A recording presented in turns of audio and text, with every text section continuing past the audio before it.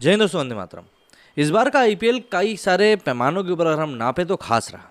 दो नई टीमें यहाँ पर इंट्रोड्यूस की गई, जिनमें से कि एक नई टीम ने इस आईपीएल को जीत भी लिया।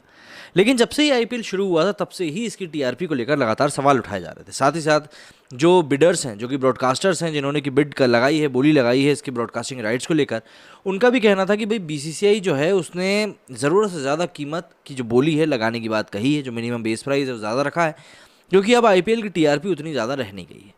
अब इसके कई सारे कारण निकल कर सामने आ सकते हैं। मतलब आप खुद सोचिए कि एक समय था जब लोग क्रिस गेल को देखने के लिए आरसीबी के मैच भी देख लिया करते थे, जबकि आरसीबी उसके बाद भी जीत नहीं पाती थी। 175 रनों की पारी सभी को याद है क्रिस गेल की। इसके साथ ही ब्रेंडन मैक्यूलम हो गए, कई सारे ऐसे खिलाड़ी थे जो कि अपने साथ एक बड़ी फैन फॉलोइंग लाया करते थे।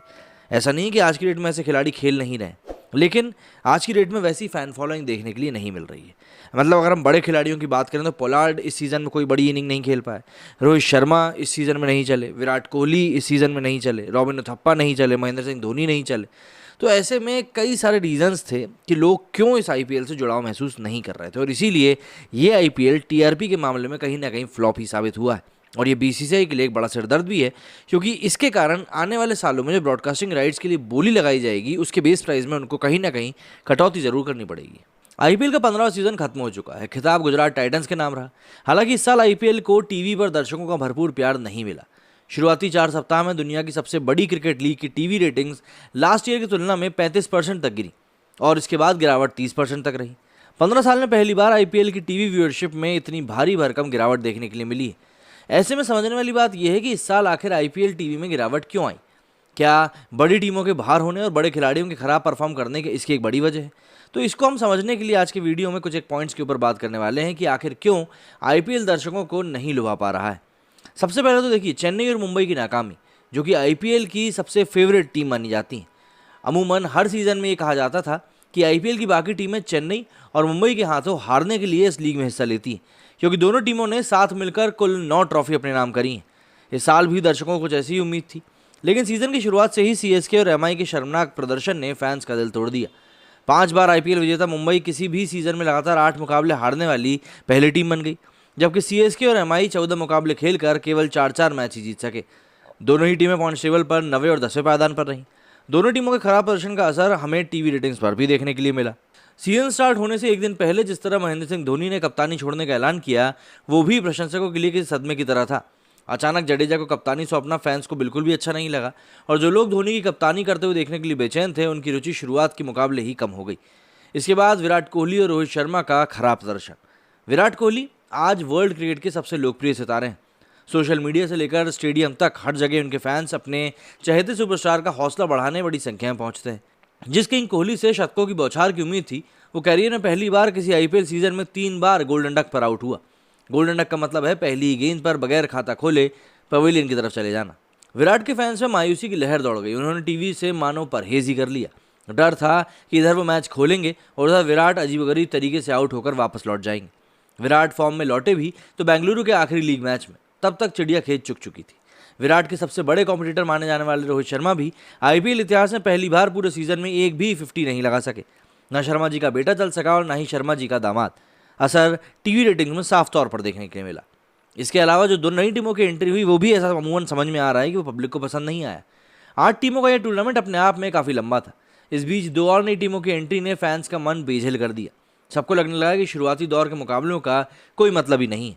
फैंस मान बैठे कि लड़ाई तो लीग स्टेज के अंतिम चरण में ही होगी। ये भी सीजन स्टार्ट होने से पहले ठीक से क्लियर नहीं हो पाया कि 2 टीमों के बीच आपस में आखिर कितने मुकाबले खेले जाएंगे।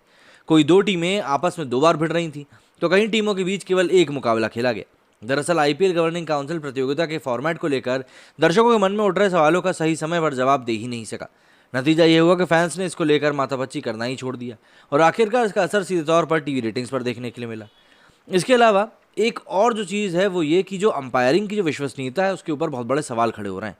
बीते कुछ सालों में आईपीएल अंपायरिंग में विश्वसनीयता के संकट से जूझता नजर आया है। इस सीजन में भी अंपायरिंग का गिरता स्तर फैंस को टीवी पर चल रहे आईपीएल से दूर करने के लिए जिम्मेदार रहा। रोहित शर्मा जैसे दिग्गज बल्लेबाज को नॉट आउट दे रहने पर भी आउट करार दिया जाना अंपायरिंग के एक न्यूनतम स्तर का प्रमाण है। हद तो तब हो गई जब इस बार सीएसके बनाम एमआई के मुकाबले में पावर कट के नाम पर चेन्नई की पारी के दौरान शुरुआत में डीआरएस गायब कर दिया गया। क्लियर दिख रहा था कि चेन्नई के in form opener Devon Conway not out थे। और रॉबिन उथप्पा के आउट पर निर्णय भी विवादास्पद रहा। इसके बावजूद डीआरएस ना होने के कारण दोनों ही बल्लेबाजों को पवेलियन लौटना पड़ा। इस निर्णय ने मैच का रुख मुंबई की तरफ मोड़ दिया और एक बार टीवी ऑडियंस को अंपायरिंग के स्तर पर संदेह हो गया तो स्वाभाविक रूप से मुकाबलों में उनकी दिलचस्पी घट गई। इसके अलावा साउथ फिल्म इंडस्ट्री के तूफान में तिनके की तरफ भी उड़ चुका है आईपीएल।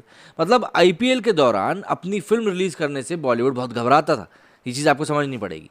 चाहे खान तिकड़ी हो, अक्षय हो, अजय हो, सबको लगता था कि पिक्चर लाएंगे तो कहीं ना कहीं पिट जाएगी। लेकिन इस बार KGF 2 और RR जैसी बड़ी फिल्मों ने बॉक्स ऑफिस पर सुनामी ला दी। KGF 2 ने बॉक्स ऑफिस पर 1250 करोड़ रुपए बटोर लिए। हाल के दिनों में 50 दिनों तक थिएटर्स में मजबूती से टिकने वाली ये पहली फिल्म बन गई है। इसके अलावा RR ने भी बॉक्स ऑफिस पर 1115 करोड़ रुपए की कमाई करी है।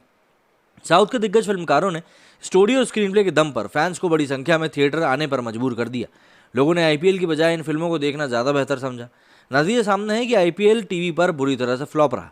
इसके अलावा सुरेश रैना के साथ मेगा ऑक्शन में जैसा बर्ताव हुआ वो काफ़ी फैंस को रास नहीं आया। मिस्टर आईपीएल के नाम से मशहूर इस प्लेयर को कई राउंड की बोलियों के बावजूद किसी टीम ने खरीदने लायक नहीं समझा। चेन्नई सुपर किंग्स को अपने दम पर कई मुकाबले जिताने वाले रैना को अगर सीएसके अपने साथ जोड़ लेती तो चेन्नई के मिडिल ऑर्डर को मजबूती भी मिलती और फैंस का उत्साह भी बढ़ता। क्रिस गेल को आईपीएल की लोकप्रियता के लिए काफ़ी क्रेडिट दिया जाता है। बच्चों से लेकर बुजुर्गों तक में गेल स्टॉर्म का क्रेज़ दिखाई पड़ता है। गेल ने इस बार मेगा ऑक्शन से अपना नाम ही वापस ले लिया। सीजन के बीच में गेल का बयान सामने आया कि उन्हें बीते कुछ सालों से अपने साथ जो बर्ताव किया जा रहा है उससे एतराज़ था, इसलिए उन्होंने आईपीएल में हिस्सा नहीं लिया। रैना और गेल जैसे आईपीएल के सुपरस्टार्स के साथ किया गया व्यवहार मुकाबलों में उनकी गैर मौजूदगी ने टीवी व्यूअरशिप पर एक नेगेटिव इम्पैक्ट डाला है। तो जाहिर सी बात है यही कुछ ऐसे पॉइंट्स हैं जिनके कारण कहीं ना कहीं आप ये कह सकते हैं कि आईपीएल पे जो बुरा असर पड़ा है वो एक बड़ा कारण ये सब हो सकते हैं। इसके अलावा आखिरी मैच के ऊपर कई लोगों ने सवाल उठाए कि भाई जो आखिरी मैच था उसके ऊपर कहीं ना कुछ गड़बड़ी के बादल छाए हुए थे। एक जो लीडर हैं सुब्रमण्यम स्वामी जी, उन्होंने भी आईपीएल के फाइनल के ऊपर कुछ इसी तरह के सवाल उठाए। लेकिन बात घूम फिर कर वही आ जाती है कि अगर आपको पब्लिक को अपने साथ जोड़े रखना है, उनका इंटरेस्ट को बनाए रखना है, तो कहीं ना कहीं आपको चीज़ों को उस तरीके से देखना पड़ेगा, लेना पड़ेगा, समझना पड़ेगा कि चीज़ें पब्लिक को समझ में आए। आप पैसा पीटने के लिए फॉर्मेट बदल सकते हो, टीमें जोड़ सकते हो, सब चीज़ें कर सकते हो, लेकिन इन दी एंड जब आपको व्यूअरशिप ही नहीं मिलेगी तो फिर आप उस पैसे को कैसे कमाओगे कैसे?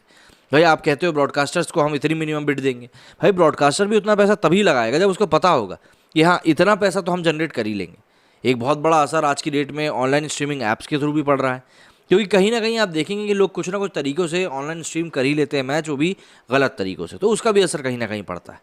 आपको क्या लगता है क्यों हुआ इस बार आईपीएल फ्लॉप? मुझे कमेंट में ज़रूर बताएं। मेरे सुनने फिलहाल उतना ही। जय हिंद, जय भारत।